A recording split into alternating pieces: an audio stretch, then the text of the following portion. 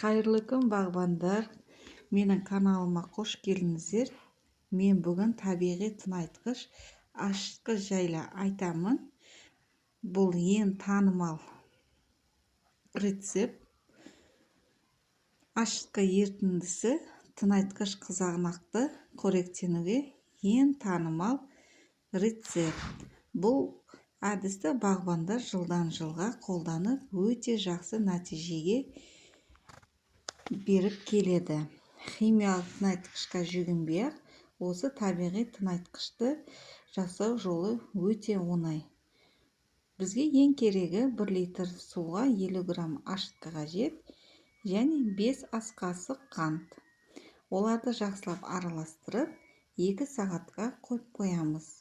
Содан кейін 2 сағат өткеннен кейін бұл қоспаны 5 литр жылы суға араластырып, әрбір қызанақтың түбіне 200 мм құйып шығамыз.